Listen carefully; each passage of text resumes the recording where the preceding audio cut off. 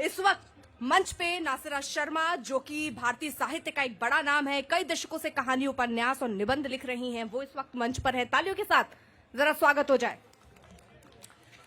अब्दुल बिस्मिल्लाह, जो कि मुस्लिम समाज के संघर्ष, दुख और जीवन की झलक इनकी लेखनी में दिखता रहे, वो हमारे साथ इस बीच है। तालियों के साथ इनका भी अभिनंदन। भगवान दास मोरवाल, ये भी हमारे साथ इस वक्त हैं और मेवात की माटी की खुशबू इनकी कलम में आती है और वो भी इस वक्त है। और इन सबसे बातचीत का जो सिलसिला है वो आगे बढ़ाएंगे जयप्रकाश जी। तो शुरू करते हैं बातचीत के इस सिलसिले को। शुक्रिया। हिंदी साहित्य जगत जिन लोगों के नाम से, जिनके लेखन से समृद्ध होता रहा है, वो तीन हस्तियां हमारे बीच मौजूद हैं।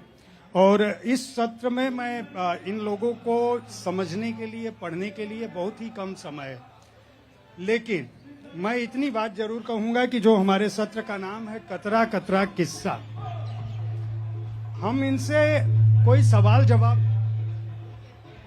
जवाब न करके केवल इनसे कहानियां सुनेंगे। संयोग की बात यह है कि लगातार ये लोग लिखते रहे हैं। जितने समय से आप में से काफी लोगों की उम्र उतनी नहीं होगी जितने सालों से ये लोग लिख रहे हैं। तो मैं शुरुआत नासिरा जी से ही करूंगा। आप कोई ऐसा किस्सा बताइए, पहले वो किस्सा बताइए जहां से आपने लिखना शुरू किया था। दुनिया के इस शोर शराबे में लेखक की आवाज हमेशा दब जाती है और आज भी दबा दी गई है। एक शोर है लेकिन फिर भी उस पर काबू किया जा सकता है। देखिए, जो कतरा कतरा जिंदगी है और कतरा कतरा लेखन है, तो मैं कहूँगी कतरा जो है वो कहानी है और कतरा कतरा जब मिल जाता है तो वो उपन्यास बन जाता है। लेकिन जिंदगी उसका धागा है, जिंदगी से निकलती हैं चीजें। मेरे घर का माहौल जो था वो लिखने पढ़ने ही का था। सभी अपने को राइटर और शायर समझते थे। उनके बीच में कलम उठाना खतरे से खाली नहीं था। अगर आप अच्छा न लिखें तो बहुत बुरी तरह मजाक उड़ता। तो किस्सा कोता जब मैंने लिखना शुरू किया तो बच्चों की राइटिंग से मैंने शुरू किया। और चूंकि मेरी बड़ी बहन बहुत काबिल थी और वो हम लोगों को इस तरह ट्रीट करती थी कि बस ठीक है, तुम लोग हो। तो पहली कहानी तो मैंने तीसरे क्लास में लिखी और कंपटीशन था। उसके बाद मैंने एक कहानी लिखी तो वो छप गई मासिक, बाल मासिक पे। तो ये तो सिलसिला रहा। अगर आपका दूसरा सवाल ना हो तो मैं कूद के कहीं और जा सकती हूँ। अब्दुल बिस्मिल्लाह जी से पूछूंगा कि ये जो जीनी जीनी बदरिया जो आपका बनारस है, जो आपकी एक किस्से की शुरुआत के दौर का हिस्सा है, बनारस से जब आप दिल्ली आए और आपने कहा कि अब शब्दों की दुनिया बुनूंगा जिसको मैं देखता रहा, उसके बारे में वो किस्सा मैं जानना चाहता हूं कि इसकी शुरुआत कैसे हुई। और जो युवा पीढ़ी है जिसको लगता है कि शब्दों की दुनिया हम केवल वही है जो मंच पे है या जो आज सोशल मीडिया पे है, आप लोगों ने जब शुरुआत की थी तो वह माहौल कैसा था? दोस्तों, पहले तो मुझे बहुत ही अफसोस के साथ ये कहना पड़ता है कि हालांकि मेरे उपन्यास का जो शीर्षक है वो कबीर की एक पंक्ति है, जीनी जीनी बीनी चदरिया, लेकिन अक्सर ये लोग इसका गलत नाम लेते हैं। जयप्रकाश जी ने भी बदरिया कहा, जीनी जीनी बदरिया। अरे भाई, मेरे उपन्यास का नाम गलत ले लो लेकिन कबीर की लाइन तो सही रखो। हैं, जीनी जीनी बीनी चदरिया, चादर बुनी जाती है। हाँ। ये बताने के लिए कि हिंदी साहित्य की जो स्थिति और जो दशा है वह किस तरफ जा रही है, इसको आप इस अर्थ में भी लें। केवल इसलिए नहीं कि मैंने कहा, मैं तो वो पूरी पंक्ति पूरी कर सकता हूँ। बिल्कुल सही कह रहे हैं। मैं तो नहीं, अक्सर यानी अभी कोई मुझे विद्यार्थी मेरा एक फेसबुक पर कुछ दिखा रहा था उसमें लिखा हुआ था धीमी धीमी चदरिया, धीमी धीमी।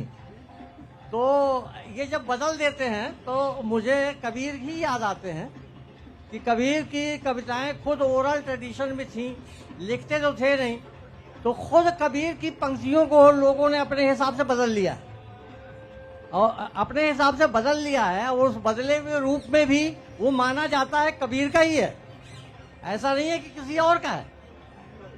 कबीर बदले जा सकते हैं, अब्दुल बिस्मिल्लाह बदले नहीं जा सकते। यही बात मैं आपके मुंह से सुनना चाहता हूँ।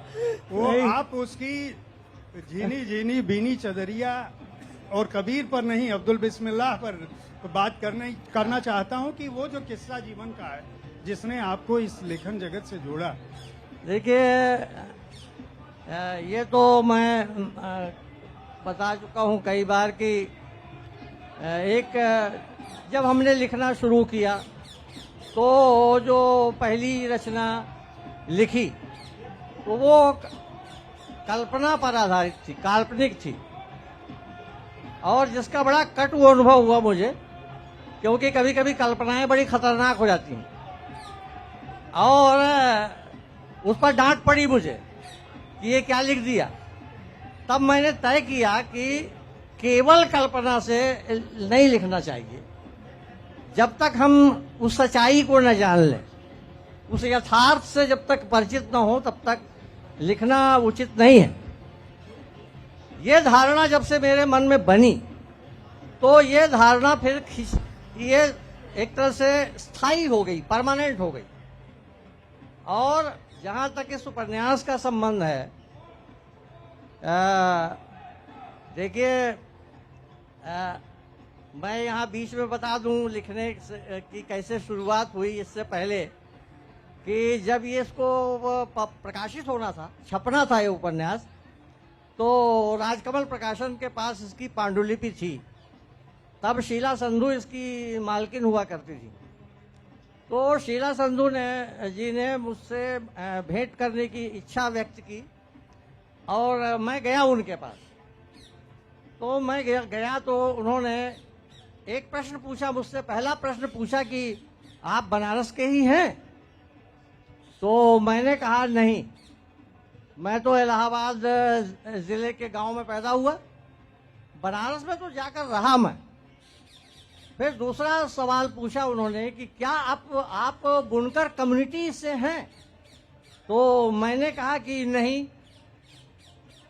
तब वो शीला जी बहुत चौंकी और उन्होंने फिर कहा कि ना आप बनारस के हैं मूलतः, ना आप उस कम्युनिटी से संबंधित हैं, फिर आप कैसे लिख गए इसको?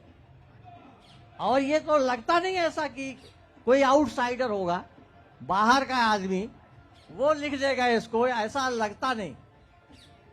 तो मैंने कहा इसका कारण शायद यही है कि मैं बनारस में जब रहा तो उनके बीच रहते रहते फिर कबीर की एक पंक्ति याद आती है मुझे, जब वो कहते हैं कि मैं काशी का जुलाहा।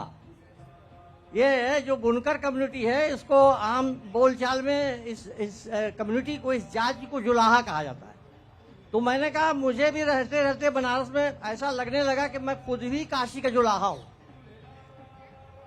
तो हुआ ये कि जब मैं एमए करने के बाद जब बनारस में नौकरी के सिलसिले में गया तो वहाँ जाहिर है कि किराए का मकान ढूंढ रहे थे रहने के लिए। तो ये हमारे समाज की, देश की, या जो भी विडंबना है, या जो भी समझिए इसको आप, कि मुझे किसी मुसलमानों के मोहल्ले में ही मकान मिल सकता था किराए का, किसी अन्य जगह नहीं मिल सकता था। और वहाँ बनारस में जो संपन्न मुसलमान हैं वो भी बुनकर हैं, और जो गरीब मुसलमान हैं वो भी बुनकर हैं। तो जाहिर है कि संपन्न किसी बुनकर के यहाँ ही मुझे किराए का मकान मिला रहने के लिए। अब मैं रहना जब शुरू किया तो मुझे बड़ी समस्या आने लगी। सबसे बड़ी समस्या ये कि दिन में तो ठीक है, चले जाते थे बाहर, एक कॉलेज में नौकरी थी, वहाँ दिन कट जाता था। रात का समय पढ़ने लिखने का होता है, लेकिन वहां रात में क्या होता था, अगल बगल के घरों में जो करघे गड़े थे, जिस पर साड़ी बुनी जाती थी, बनारसी साड़ी, वो करघों की आवाज आती थी, खटाखुट खटाखुट खटाखुट। और ये रात भर तो पता चला कि ना कुछ पढ़ पा रहे हैं, ना लिख पा रहे हैं, ना सो पा रहे हैं। साथ ये खटाखट लगा हुआ है, पीछे भी चिड़िया अभी चौक हाँ, रही है। नहीं आगे खटाखट आगे भी है। ये जो चू चू कर रहा है, जी। ये इसमें तो संगीत है, म्यूजिक है। जैसे कि बनारसी साड़ी जिन करघों पर बनती है, जिनसे मैं शुरुआत में परेशान हुआ, बाद में वो मेरे लिए बुनकरों के संगीत में बदल गया। वो आपके लेखन में दिखता है और वो आज तक दिखता है। मैं आपसे ठीक उलट हाँ भगवान दास मोरवाल जी की जिंदगी थी। जी। आप बनारस पहुंचे थे, आपको वहां रहने के लिए जो जगह मिली, जो स्थान मिला, जो भी दिक्कतें हुई, और आप उस माहौल में रहे और आपने एक चदरिया बीन दी शब्दों की। मोरवाल जी तो मेवात की जिंदगी में रचे बसे, वहीं पले बढ़े रहे। इनका जो लेखन है, मैं इनसे सवाल ये जानना चाहता हूँ कि इनके यहाँ जो परिवेश था लिखने का, इनके जीवन में ये किस्सा कैसे उतरा?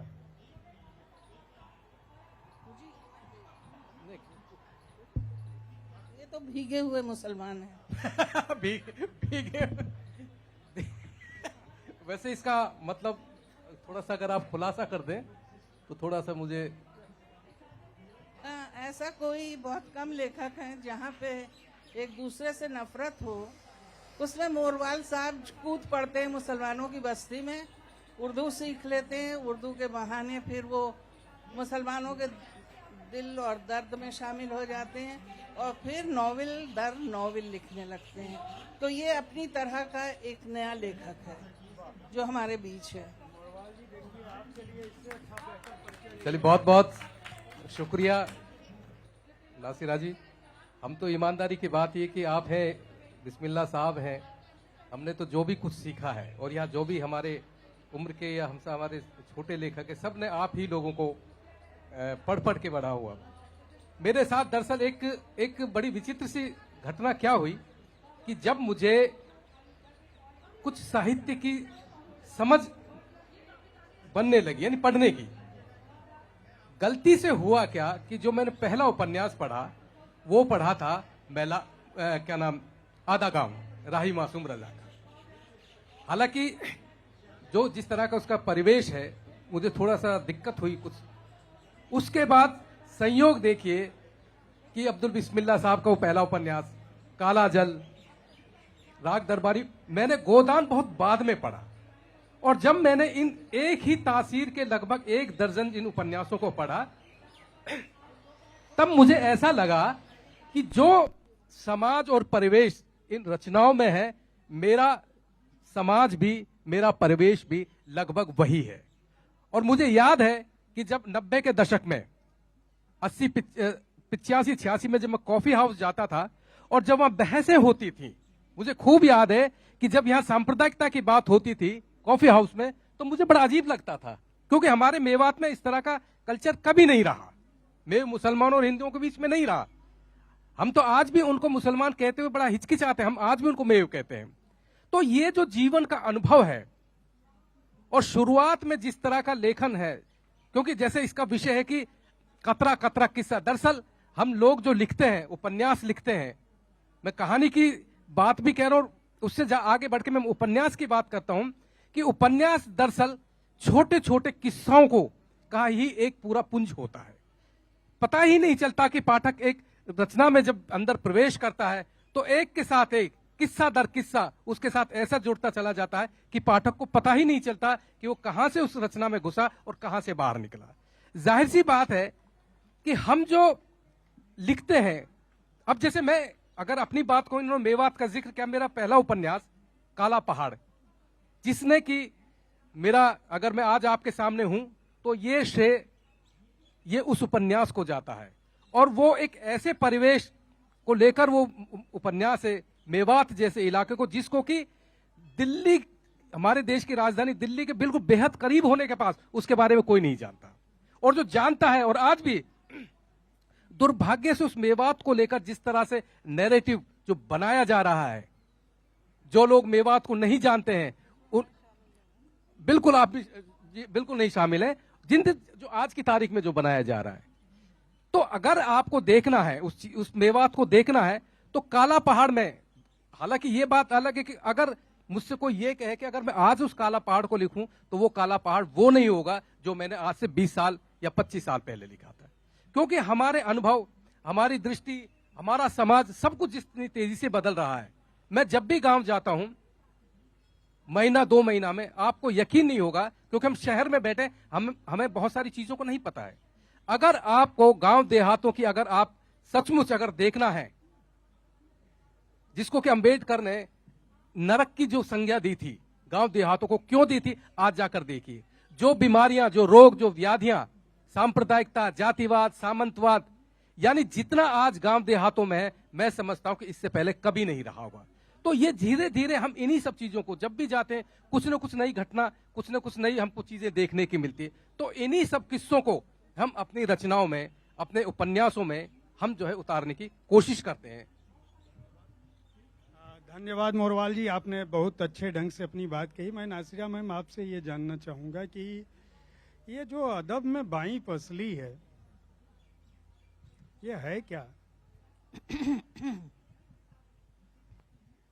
जी, अदब में बाई पसली औरत का दूसरा नाम है और पहली पहचान है।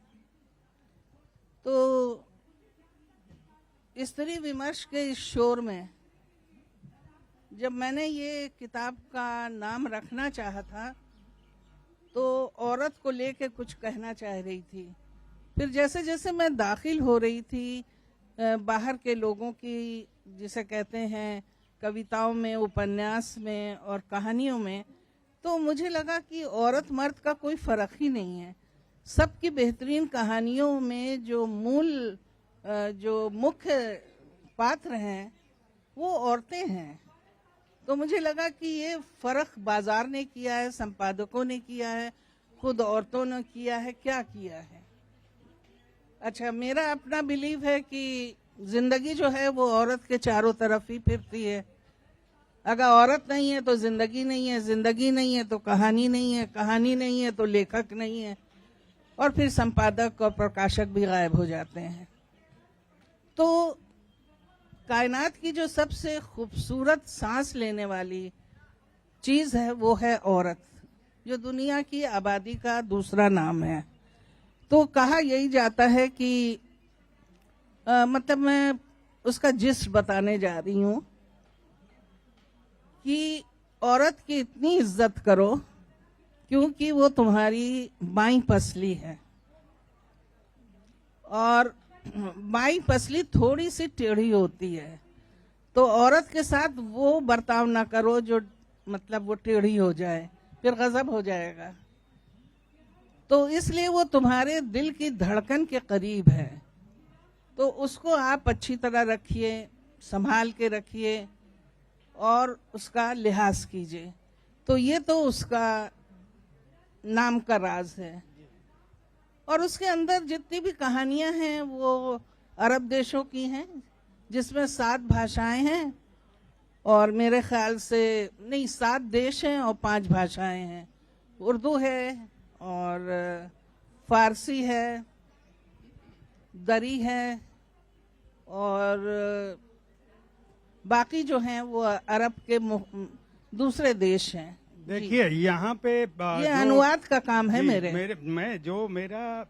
मूल जो इस विषय को, जिस विषय पर हम चर्चा कर रहे हैं, उसका जो मूल संदेश यही था कि आप तीनों लोगों ने जो आपका लेखन है वह कहीं न कहीं अपने समाज को, अपने समय को कहानी के रूप में दर्ज कर रहा है, और उसमें ढेर सारे कतरे हैं, ढेर सारे टुकड़े हैं।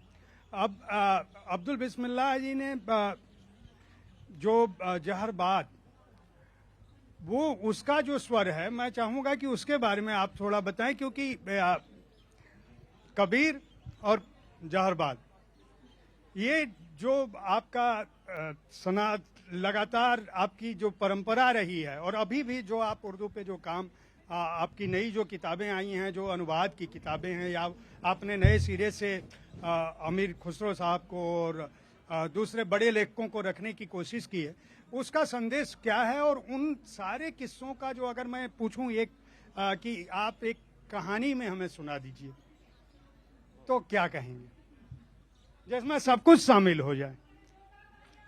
देखिए, ऐसा है कि एक कहानी में तो सब कुछ शामिल नहीं हो सकता, और इसीलिए कहानियां, एक ज़माना था कि जब कहानियां लिखी नहीं जाती थी, कहानियां कही जाती थी, सुनाई जाती थी, तो इतनी लंबी लंबी कहानियां होती थी कि कई कई रातों तक चलती थी। जैसे अलिफ लैला की कहानियां, जो अंग्रेजी में अरबियन नाइट्स के नाम से उपलब्ध है, और तो अलिफ लैला में तो 1001 रात की कहानियां हैं, यानी उसमें 1001 रात में उतनी ही कहानियां सुनाई गई। तो ये तो खैर बहुत मुश्किल काम है। जहाँ तक ज़हरबाद नामक मेरे उपन्यास की बात है, तो ये मैं जानकारी के लिए बता दूं कि यही मेरा पहला उपन्यास है। अच्छा, सबको ये लगता है कि चूंकि प्रकाशन की जो भी हाँ। स्थिति रही हो, नहीं, ये पहला उपन्यास है। ये लेखन की दृष्टि से यह उपन्यास पहला है, और इसमें चूंकि मध्य प्रदेश का एक क्षेत्र है उपेक्षित सा, जहां आदिवासी रहते हैं, सेमी ट्राइबल कह सकते हैं, और नर्मदा नदी के किनारे के एक गांव से संबंधित ये कहानी है। तो ये एक्चुअली क्या है कि मेरा बचपन वहाँ गुजरा है। मैं पैदा तो इलाहाबाद में हुआ, लेकिन मेरी जो माँ थी वो मध्य प्रदेश की थी। तो मैं जब छोटा सा तभी मुझे लेकर मेरे माता पिता मध्य प्रदेश चले गए थे, और वहाँ मैं 12 साल की उम्र तक वहाँ रहा, यानी 8वीं कक्षा तक की पढ़ाई मैंने वहीं की। उसके बाद माँ का जब निधन हो गया, तब मेरे पिता मुझे लेकर इलाहाबाद आ गए, और उसके बाद से तो मैं फिर भटक रहा हूँ, भटकता भटकता दिल्ली आ गया। तो जब मैं एमए का विद्यार्थी था, मैं बता दूं कि मैं 11th या 12th में था, तब से मैंने लिखना शुरू कर दिया था। और जब मैं बीए में पहुंचा, तो बीए के दौरान मेरी रचनाएं पत्र पत्रिकाओं में प्रकाशित होने लगी थी, और एमए तक पहुंचते पहुंचते तो काफ़ी कुछ प्रकाशित हो गया था। तो मेरी एक इच्छा थी कि कोई लंबी रचना लिखूं, छोटी कहानियां, कविताएं सब लिखता था। तो मैंने सोचा कि अब 12 साल की उम्र तक जो जीवन मैंने देखा था वहाँ, मैंने सोचा कि जैसे जैसे समय बीतेगा तो ये भूलता चला जाएगा, तो क्यों ना मैं उस अनुभव को कहीं दर्ज कर दूं। और ये विचार बनाकर मैंने अपने उन अनुभवों को लिखना शुरू किया। और एमए फाइनल का विद्यार्थी था, लोग परीक्षा की तैयारी करते थे, मैं उपन्यास लिखता था। तो और लिखकर मैंने पूरा भी कर लिया, और जब पूरा किया तो उसका नाम ज़हरबाद शब्द तब जानता ही नहीं था मैं, तो उसका नाम रखा उपन्यास का रेवा तट। अब तट माने तो किनारा होता है, अब रेवा जो है ये नर्मदा नदी का ही दूसरा नाम है। तो चूंकि मैंने तो संस्कृत पढ़ी है बीए तक, तो कालिदास ने मेघदूत में नर्मदा को याद किया है, तो रेवा नाम से याद किया है। रेवाम रक्षस्य उपल विश्व में विंध्य पादे विशीर्णाम, ये लिखते हैं कालिदास।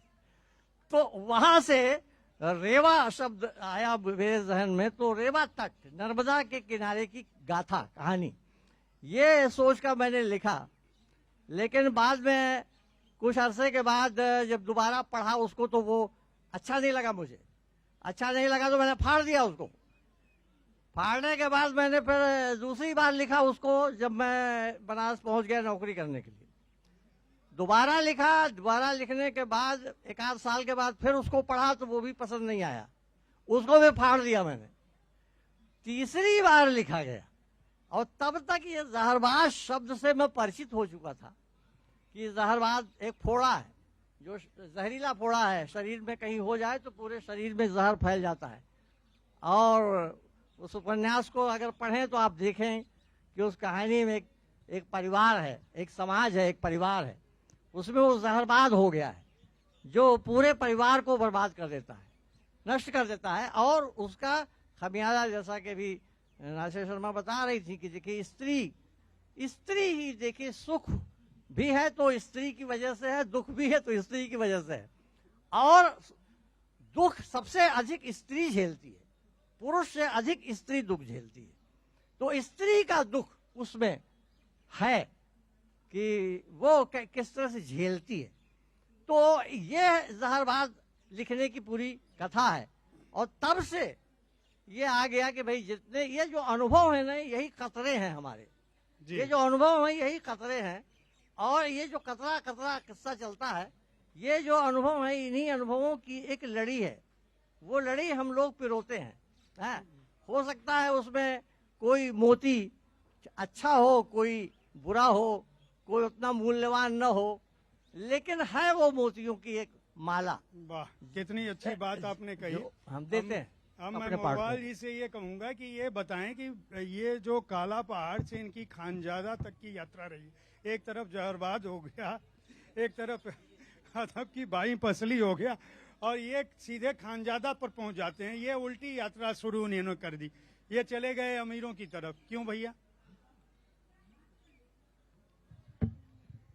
देखिए, पहले तो हमें ये नहीं भूलना चाहिए कि हम लेखक हैं, और जब लेखक जो ये शौक पाला है तो अब ऐसा तो नहीं है कि आप थोड़ा सा लिख दें और फिर चुप हो जाएं, क्योंकि ये शौक ही ऐसा है कि अगर आपको बना रहना है साहित्य की दुनिया में तो आपको ये नहीं देखना है कि आपने कहां से शुरू किया और कहां अंत हुआ। ये एक कहना चाहिए कि ये सिलसिला है। ये जहां तक आपने खानजादा की बात करी, चूंकि मैं रचनाओं पर बात थोड़ा सा कम करूंगा, मैं थोड़ा से अपने जो उस तरह के अनुभव हैं मैं वो ज्यादा शेयर करना चाहूंगा। क्योंकि हम जब लिखते हैं, और अक्सर ये कहा जाता है कि एकाध उपन्यास तो हर लेखक के, हर व्यक्ति के जीवन में होता है, क्योंकि उसके पास एक नहीं तो कम से कम 2 उपन्यासों का इतनी सामग्री तो होती ही है कि वो 2 उपन्यास आसानी से लिख सकता है। लेकिन चुनौती उसके सामने तब आती है जब वह अपने अनुभव क्षेत्र और रचनात्मक जो उसका स्वभाव है उससे बाहर निकलने की कोशिश करता है। तब असली चुनौती किसी भी लेखक के लिए वहां पैदा होती है। और यह चुनौती 1-2 उपन्यास के बाद जब तीसरा चौथा जब शुरू होता है और जब विषयों की तलाश करता है लेखक, तब वहां से उसकी वो यात्रा, असल जो परीक्षा है, जो चुनौती है, मैं समझता हूं कि किसी भी लेखक की वहां शुरू होती है। जहां तक आपने खानजादा की बात की, आपको शब्द बड़ा अटपटा सा लग रहा होगा। मुझे नहीं लगता कि कभी आपने खानजादा शब्द कभी सुना हो। दरअसल खानजादा, खान और ज्यादा 2 शब्दों से मिलकर बना है। खान हम समझते हैं कि मेरे सामने 2 वरिष्ठ लेखक हैं, एक समुदाय विशेष को जानते हैं कि खान एक तरह से जो हमारे एक उच्च कुल को कहा जाता है, और ज्यादा मतलब पैदा होना है। जबकि खानजादा दरअसल एक लकब था, एक खिताब था, जिसको कि अमीर तैमूर लंग ने पहली बार बहादुर नाहर खां को ये एक उपाधि दी थी, जिसके कि वंशज हसन खां मेवाती जो अंतिम शासक थे मेवात के, वहां पर खत्म होता है। और हसन खां मेवाती, शायद आप सब लोगों को पता, ये वो शख्स था कि जिसने कि बाबर के आमंत्रण को यह कहकर अस्वीकार कर दिया था कि मैं भले ही मेरा मजहब मुसलमान है, लेकिन मैं बाहर से आए आतताई का साथ नहीं दूंगा। उन्होंने राणा सांगा का साथ दिया, और उसी खानवा का जो दूसरा युद्ध था बाबर का, उसी में वो आदमी शहीद हो जाता है। तो एक तरह से हसन खां मेवाती के बाद मेवात में या इस पूरे उत्तर भारत में, पश्चिम उत्तर भारत में जो मेवों की, जो खानजादों की जो सत्ता थी, वो लगभग खत्म हो चुकी थी। और आपको शायद सुन के थोड़ी सी हैरानी होगी, जैसे कि मैं फिर वहीं आता हूं कि उपन्यास आखिरकार है क्या। मैंने कहने के भाई वो कतरे कतरे किस्से, छोटे छोटे टुकड़ों में। अब इस उपन्यास में का जो अंत होता है वो रहीम की मृत्यु से अंत होता है। अब आप सोचेंगे कि कहां खानजादा कहाँ हसन खां मेवाती और कहाँ अब्दुल रहीम खाने खाना, ब्रिज के इतने बड़े कवि। तो मैं आपको बताऊं कि जो अब्दुल रहीम खाने खाना की जो माँ थी सलीमा बेगम, वो उसी हसन खां मेवाती के चचेरे भाई जमाल खां की छोटी बेटी थी, जिसका की निकाह बैरम खां से हुआ था और जिससे कि अब्दुल रहीम खाने खाना पैदा हुए थे। जब रहीम का निकाह हुआ था महाबानो से, तो महाबानो ने एक सवाल किया रहीम से कि मिर्जा, उनको मिर्जा भी कहा जाता था रहीम का, कि आपकी इतनी अच्छी जबान क्यों है, कैसे है ये, आपकी संस्कृति भी बहुत अच्छी है, हिंदी भी बहुत अच्छी है, दूसरी भी। तो उसने एक इस सवाल का जो बहुत खूबसूरत जवाब दिया रहीम ने अपनी बीवी को, वो यह दिया कि महा मैं आधा हिंदू और आधा मुसलमान हूं।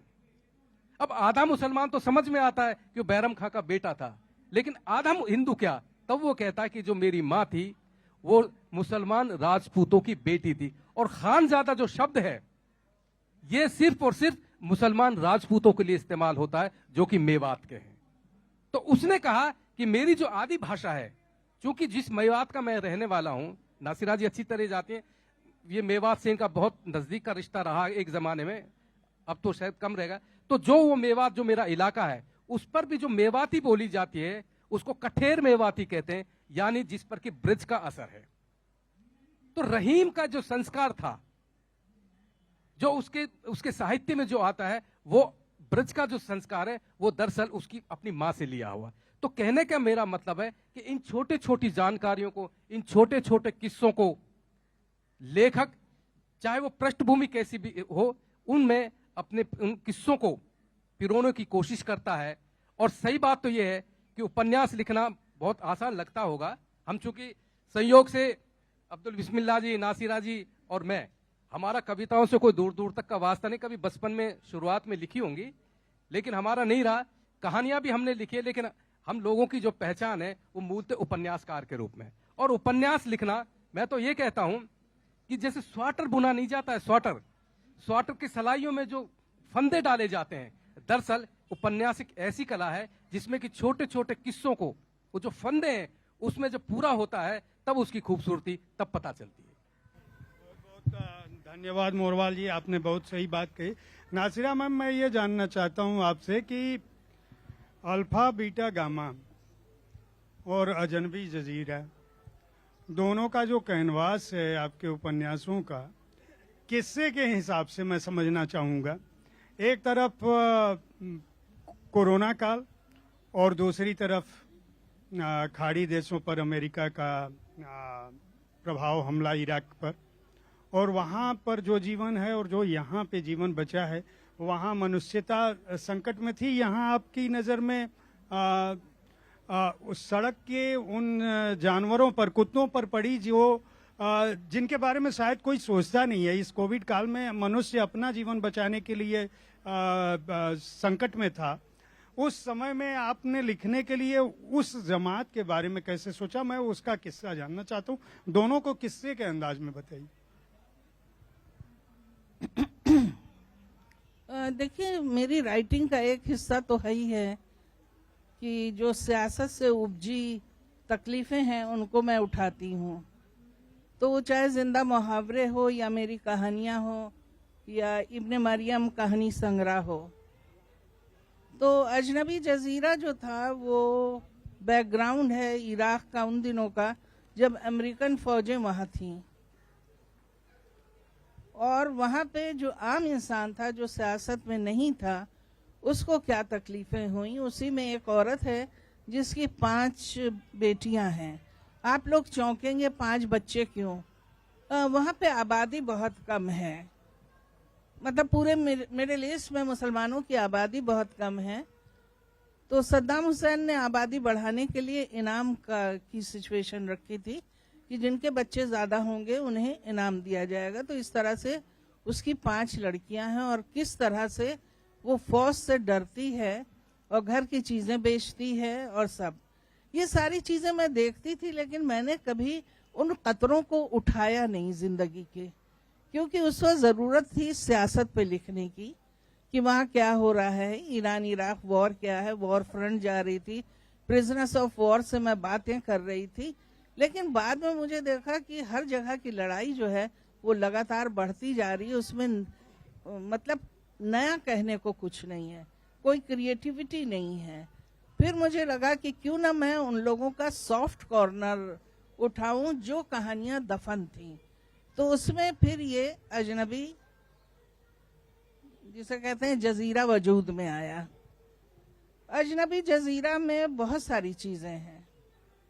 वहाँ की तारीख है, उसमें अलिफ लैला भी है, और अलिफ लैला की कहानी जो 1001 कहानियां हैं, उसमें वो शहजादा जो आपे से बाहर रहता है, उसको वो कहानियां सुना के किस तरह से बदला जाता है, यानी कहानी में कितना दम है। और वो शहजादी या मामूली लड़की रोजाना उसको सुनाती है, और जब उसे होश में आता है तो वो कहता है मुझे वो जिंदगी चाहिए, कहाँ है। तो मेरा कहने का मतलब था इन छोटे छोटे कतरों को उसमें डालने का कि जंग जितनी बुरी चीज है उससे उपजे गम है, और गम से तारीख किस तरह से आपको इंस्पायर करती है। देखिए, मेरी थिंकिंग में बाहर के देश क्यों आए मैं नहीं जान सकती हूँ, या तो वो मेरे खून में होंगे इस तरह से, क्योंकि मेरे यहाँ जो उर्दू ज़बान है, उर्दू ज़बान की हमारी मादरी ज़बान है, और उस मादरी ज़बान में बहुत सारे बाहर के और हिंदुस्तानी शब्दों का वो मिक्सचर है।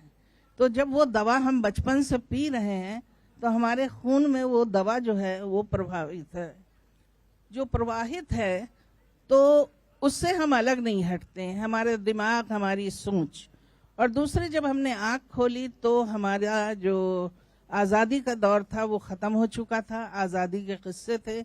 हमने 3-4 लड़ाइयाँ देखी बचपन में, चाइना, पाकिस्तान, ये सब, वो सारी चीज़ें भरी हुई थी। और वो राइटर्स जिन्होंने अपनी ज़िंदगी कुर्बान की, जिन्होंने लिखा, और उर्दू के ज़रिए वो हिंदू भी शामिल हो गए जिनकी ज़बान मादरी नहीं थी लेकिन वो उर्दू में लिखते पढ़ते थे। जी, अब रुकिए, मुझे बोलने का बहुत कम मौका देते हैं, बात खत्म करने दीजिए। जी हाँ, मुझे ऐसा एहसास होने लगा था मैं डेकोरेशन पीस की तरह बीच में बिठा दी गई हूँ। तो उसमें ये हो गया कि वो कहानी मैंने बुननी शुरू की, और छोटा सा नॉवेलेट है, तो वो मेरे तजर्बों का हिस्सा है। अब रहा अल्फा बीटा गामा, तो उसमें कुछ लोगों को एतराज है कि शाहीन बाग गुजर गया, फला गुजर गया, उस पर मैंने कलम नहीं उठाया। मैं दरअसल देसी कुत्तों की हालत पे कलम उठाना चाहती थी, और मैं नहीं चाहती थी कोई भी किस्सा उसको मतलब ओवर पावर कर ले और कुत्तों पे बात ही ना हो, और देसी कुत्ते पे किसी को इंटरेस्ट नहीं है। मुझे लगता है जो लोग पढ़ते हैं वो प्रभावित तो होते हैं, लेकिन मुझे लगता है कुत्ता उनकी सोच का कोई हिस्सा नहीं है। लेकिन कहा जाता है हजरत मूसा जो थे वो थोड़ा जादू जानते थे, और उनके जो शागिर्द थे उनको बहुत परेशान करते थे, तो वो कहते थे जादू दिखाइए, जादू दिखाइए। तो उन्होंने खुदा से कहा कि भाई ये लोग तो मुझे बहुत परेशान करते हैं, इनका क्या किया जाए। तो उन्होंने उन लोगों को कुत्ता बना दिया। तो उसमें एक कहानी है जो एक कुतिया जो है किस्सा गो है, और वो तरह तरह की कहानियां जो है इंस्पायरिंग लोगों को सुनाती, यानी कुत्तों को। तो उसी में वो कहते हैं जो इंसान हमारे साथ बदतमीजी करते हैं ये वही हैं, मतलब हमारे कुत्तों से है, यानी कि इंसान भी कुत्ते हैं और कुत्ते भी इंसान हैं। तो वो हमारे तजर्बे का इसलिए भी हिस्सा है, घर में कुत्ते रहे, माहौल में कुत्ते रहे। कुत्तों से मैंने नफरत देखी, और ये भी देखा शास्त्र भी कहता है कुत्तों को बाहर कीजिए, इस्लाम भी कहता है प्यार कीजिए लेकिन कुत्ता बाहर रहे, यानी कुत्ता एक बहुत बड़ा मसला था हम लोगों के माहौल में। तो इस तरह से मैंने उठाया। अब्दुल बिस्मिल्लाह सर, मैं यहीं से बात, चूंकि हमारे पास समय एकदम आखिरी क्षण में है, उर्दू ज़बान की बात आई, आपने संस्कृत, उर्दू, हिंदी के तो आप विद्वान रहे ही, लिखाई। मैं अगर ये पूछूं कि अब्दुल बिस्मिल्लाह को कौन सी रचना ने किस कहानी ने, कौन सा वो किस्सा था, किसी का भी, जो आपने इन सारी भाषाओं को पढ़ा है, जो भी भाषाएं पढ़ी हैं, कौन सा किस्सा ऐसा है जिसको आप हमेशा याद रखना चाहेंगे? देखिए, मैं तो जब आपने शुरू किया कि भाई कैसे, उसमें एक प्रश्न था कि कैसे लिखना शुरू किया, तो इसका जवाब वहीं आ जाना चाहिए था, लेकिन बात आगे झीनी झीनी बीनी चदरिया की आ गई। मैं बताऊं कि मुझे जो वातावरण मिला वो तो बिल्कुल ही ऐसा था जहां साहित्य क्या है हम नहीं जानते थे, हम जानते ही नहीं थे। मेरी माँ तो पढ़ी लिखी थी नहीं, मेरे वालिद साहब ज़रूर पढ़े लिखे थे, वो मुझे किस्से वगैरह बहुत सुनाते थे, और वो अरबी फारसी वाले किस्से चार दरवेश और हजार दास्तान और तमाम चीज़ें वो सुनाते थे। लेकिन मैं चूँकि जो पाठ्यक्रम में किताब थी उससे अलग भी कुछ पढ़ता था, तो जाकर बाजार से वो फुटपाथ पर बिकती थी तोता मैना वगैरह की कहानियाँ, किस्सा तोता मैना और ये सब, वो सब मैं लाकर वो सब पढ़ा करता था। तो बहरहाल पढ़ने की इतनी ललक थी कि मैं पढ़ता रहा, कोई लाइब्रेरी वगैरह का कल्पना नहीं कर सकते थे। लेकिन जब 9th क्लास में पहुंचा मैं तो यूपी में आकर, तो वहाँ एक जो स्कूल था उसके अंदर एक लाइब्रेरी थी छोटी सी, जिसमें कोई जाता ही नहीं था। तो मैं वहाँ जाता था लाइब्रेरी में, और वहाँ की जो भी किताबें मुझे मिलती थी वो सब मैं पढ़ता था। और मैं भूल जाता था कि ये साहित्य की किताबें की कहानी, किताबें की कुछ नहीं, मुझे लगता है मैंने ज्योग्राफी और कुछ फिजिक्स केमिस्ट्री वगैरह की किताबें भी पढ़ डाली थी। तो चूंकि हिंदी के साथ साथ मुझे अंग्रेजी भी ठीक ठाक आती थी, तो मैं किताबें पढ़ जाता था। उस क्रम में मैंने शरद चंद्र का, जो बांग्ला के बहुत बड़े कथाकार हुए, तो उनका एक छोटा सा उपन्यास है परिणीता, इस पर फिल्म भी बनी है। तो परिणीता उपन्यास पढ़ने के बाद मेरे मस्तिष्क में ये आया कि मैं भी लिख सकता हूं, जिस तरह की कहानी ये परिणीता में लेखक ने लिखी है, ऐसी कहानी तो मैं भी बना सकता हूं। तो ये देखा जाए तो मैंने तो हिंदी उर्दू संस्कृत छोड़िए, मैंने तो बांग्ला की किताब पढ़कर, बांग्ला का उपन्यास हिंदी अनुवाद में पढ़कर, और मैंने लिखना शुरू किया। और इसके बाद तो तमाम साहित्य जो विभिन्न भाषाओं का पढ़ा, तो जाहिर है कि सबने प्रेरित किया। चलिए, आप सबसे कहानियां सुनना रह गया। कतरा किरतरा किस्सा में हमने इस बार साहित्य आज तक 2022 में वो बातें सुनी जो आपके लिखने की प्रक्रिया से जुड़ी थी या आपकी कृतियों से जुड़ी थी। हम चाहेंगे कि अगली बार आप लोग हमारे बीच जब भी आए, कहानी हमारे लिए खास तौर पर लिख के रखें, प्रकाशित होने से पहले इस मंच पर सुनाएं। और यह बात मैं चाहूंगा कि भगवान दास मोरवाल जी के 2 कालखंडों की कहानियां जो है वह प्रकाशित होने जा रही हैं। यहाँ पे वाणी प्रकाशन की कर्ता धर्ता अदिति माहेश्वरी गोयल जी मौजूद हैं। ये अरुण जी की अगली पीढ़ी को न केवल बहुत अच्छे ढंग से संभाल रही हैं, बल्कि उसको काफी व्यापक तौर पर फैला रही हैं। तो मैं चाहूंगा कि वो भी मंच पर आएं और भगवान दास मोरवाल जी की जो 2 किताबें आ रही हैं कहानियों की, अलग अलग खंड की, वो उसका लोकार्पण, उसके आवरण का लोकार्पण साहित्य आज तक के इस मंच पर हो जाए। और आप सबका बहुत बहुत धन्यवाद हमसे जुड़ने के लिए।